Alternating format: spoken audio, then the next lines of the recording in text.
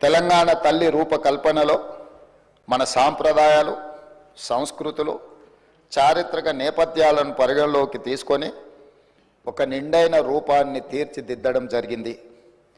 మన సంస్కృతికి అద్దం పడుతూ ప్రశాంత వదనంతో, సాంప్రదాయ కట్టుబొట్టుతో, మెడకు కంటే, గుండు పూసల హారంతో, చెవులకు బొట్ట కమ్మలతో, ముక్కు పుడకతో, బంగారు అంచు కలిగిన ఆకుపచ్చ చీరలో, చేతికి గాజులు, కాళ్లకు కడియాలు మెట్టలతో, చాకలి ఐలమ్మ, సమ్మక్క సారలమ్మ పోరాట స్ఫూర్తితో, ఎంతో హుందాతో కూడిన ఆహార్యంతో మన తెలంగాణ తల్లి రూపొందించబడినది. కుడి చేతితో జాతికి అభయాన్నిస్తూ, ఎడమ చేతిలో తెలంగాణ మాగాణంలో పండే సాంప్రదాయ పంటలైన వరి, జొన్నలు, సజ్జలు, మొక్కజొన్న పంటలతో మన సంస్కృతిని, సాంప్రదాయానికి నిలువెత్తు రూపంగా తీర్చిదిద్దడం జరిగింది. తెలంగాణ తల్లి నిలుచున్న పీఠం మన చరిత్రకు దర్పణంగా రూపొందించాం. తెలంగాణ చిరునామనే ఉద్యమాలు, పోరాటాలు, అమరుల ఆత్మ బలిదానాలు. దానికి సంకేతంగా పీఠంలో బిగించిన పిడికిళ్లను పొందుపరచడం జరిగింది. పోరాడి సాధించుకున్న తెలంగాణ రాష్ట్రాన్ని ప్రపంచంలోనే సమున్నతంగా నిలబెట్టాలన్న లక్ష్యాన్ని గుర్తు చేస్తూ చేతులన్నీ కలిపి పీఠాన్ని మోస్తున్న తీరు తెలంగాణ పునర్నిర్మాణ రీతిని తెలియజేస్తున్నాయి. అధ్యక్ష, తెలంగాణ తల్లి రూపకల్పనలో ఉపయోగించిన వర్ణాలకు కూడా ప్రత్యేకత ఉంది, గొప్ప తాత్వికత ఉంది. పీఠంలో నీలి వర్ణం గోదావరి కృష్ణమ్మలు తల్లి నిన్ను తడపంగా అన్న అందశ్రీ గీతంలోని తెలంగాణ జలదృశ్యానికి ప్రతీకగా నిలుస్తుంది.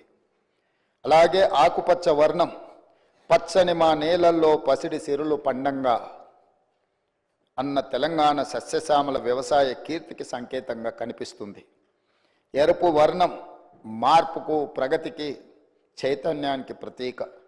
బంగారు వర్ణం శుభానికి, ఐశ్వర్యానికి, సమృద్ధికి నిదర్శనంగా నిలబడుతుంది.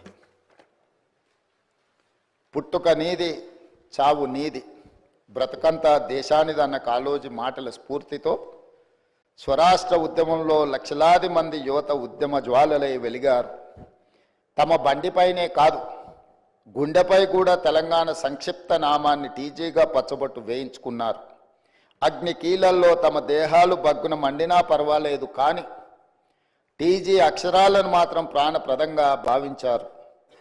ఆ ఆకాంక్షలు నెరవేర్చే ఉద్దేశంతో తెలంగాణ సంక్షిప్త నామంగా టీజీకి అధికారిక గుర్తింపు ఇస్తూ ప్రజాప్రభుత్వం నిర్ణయం తీసుకున్నది.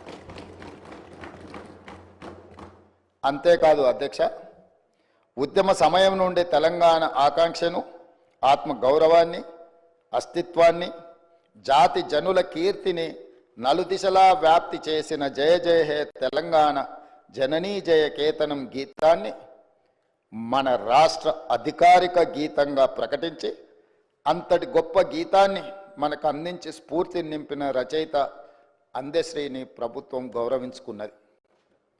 తెలంగాణ సాంస్కృతిక పునరుజ్జీవనంలో భాగంగా ఈ నిర్ణయాలు తీసుకున్నాం.